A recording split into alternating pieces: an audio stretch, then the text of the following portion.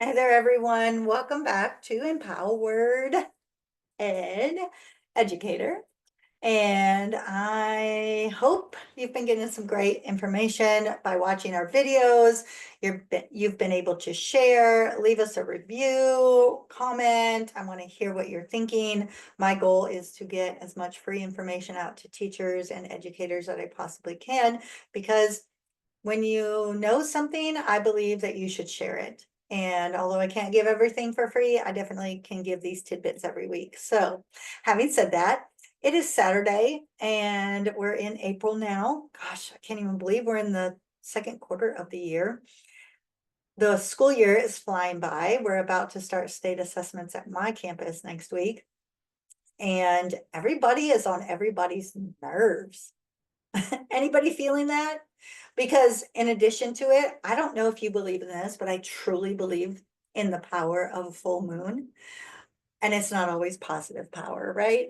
I think people lose their minds when there's a full moon. And I feel like recently, I don't know if I ever knew this back in the day, even 10 years ago, but I also feel like these full moons every month now are so special. They have like special names like blue moon, yellow moon, brown moon, pink moon. I think this month it's a pink moon, if I read that right. I don't know. I just think a full moon is a full moon and the energy shifts and everything changes. But I also believe this is the time of year that is the most difficult out of school. You heard me talking last week about, this is the time of year where we have to have those hard conversations as principals when you're telling people if they are going to have their position or not, or if you're moving them around or all of the things. And you're having those hard conversations as teachers, determining if you're returning or if you're leaving or what you're going to do, and if this really is the position for you. It's just tough right now. And I was stepping back watching this week because it was wild at our school. And I tend to watch and observe things maybe a little bit differently than other people. But this week I wanted to really pay attention to interactions from students to teachers, from teachers to students, from students to students, teachers to teachers, supervisors down to, the employees, and vice versa, the employees to the supervisors. And I noticed this week it was a little bit different. Everybody has these short kind of feelings, right? It's like an in your face, all or nothing. There's more complaining, there's less patience. I don't know, just it's different.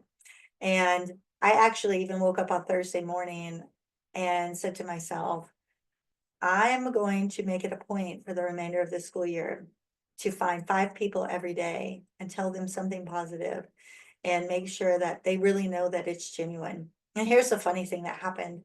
I went into a math classroom last week for one of the assistant principals over math to do an observation for her, just a quick one, just a little walkthrough. And the classroom was amazing. It was 8th grade, it was algebra, so it was tough, that's a hard content area. And the teacher did an amazing job. And I don't know if she really realized that she was doing such an amazing job. And so I sent an email afterwards to her and the assistant principal, just so that I could brag on her. And she came to me and she actually said, thank you. That meant a lot. That was the most real feedback, detailed feedback I've ever received. And it just made me think differently about the work I'm doing. So I knew it was something important to her, and it could change the trajectory of the entire rest of her year, right? So I think that how we deal with things is so, so important right now. And I say that because this week's topic is actually how to handle student behaviors during these final 2 months of the year, because it's wild. It's just wild. And I'm gonna promise you, if I had a magic pill or some little fairy dust that I could sprinkle, man, I'd be a millionaire. I seriously would. Unfortunately, I don't. I wish I did, but I don't. But I can tell you this. Over the years, I had a group of people, my leadership team, and really my leadership teams have really been very consistent with me and come with me to different places and continue to support. We support each other now, even with me being in a different role, but we all came together because we truly believed in our mission that we had at our campus, and we all believed in the systems that we developed. And one of the systems was a very consistent, very succinct, systematic way of dealing with student behavior. And I knew that we had finally crossed the threshold on that when one of my people said to a group of teachers, the teachers were just complaining about student behavior. And my teacher said, my team member said, "Are you following the system?" And these three teachers, they're newer, and I don't know, they were tired or whatever. And they looked at her and they were like, "Is anybody following the system right now?" And she goes, "Yeah, I'm following the system. And I don't have those problems." And then another teacher on the other side of the room said, "I follow the system and I'm not having any problems." I knew that we were onto something when I started to hear that, because when there's a system and you follow the system is going to work for you, right? But when we're tired and when we're ready for a break, and this is that hard time of year and everybody's on everybody's nerves, and we stop following the system, we let it go, nothing's going to work for you. It's going to be chaos. It's going to be a mess. Now, I can't teach you your system because you're in a school that every school is unique and has their own system. My system was very, very solid, had been proven for 16 years to work, actually longer, because I didn't just invent the system. It was something that had evolved from when I was a teacher in the classroom, and I was able to move it into the schools that I ran. But what I can tell you are a few tips as you get ready to round out the school year, and you want to keep your sanity a little bit. You want to keep parents kind of off your back, and you want to have some kind of way that students can come to school and y'all can like each other, right? Because I think right now nobody likes anybody. So here are my biggest suggestions for you right now, whether you're following your systems or not, whether your school has a system or not, no matter what's going on, there are a few things that you definitely can do. Number one, you need to remind students every single day of the expectations. And it needs to be in a way, especially this time of year, that's somewhat engaging. If you just stand in front of them and you just bark at them what you expect them to do every day, they're going to tune you out. It's going to be like Charlie Brown teacher talk. And if you have never watched Charlie Brown, for those of you young people out there, they've got something else going on in their head and they have completely tuned you out. If you have multiple classes that come to you, it's got to be at the start of every class. And honestly, y'all, when I taught third grade, I did it morning and I did it after lunch, because kids forget. They got 60,000 things on their minds right now too, right? I've heard teachers say over and over, but they should know the expectations by now. Okay, I'll give you that. Maybe they should, because if you've said them every single day, they should. But we can't assume that. And if you want to make your life easier, take the 5 minutes and remind them of the expectations. It's not hard. And do it in a way where they can respond, they can talk with their neighbor about it. It's not just you barking at them. Number 2, remember consistency is key. If you communicate those expectations, but then you don't follow through on it when a student breaks the rule, what's it all for? It's for nothing. It's for nothing.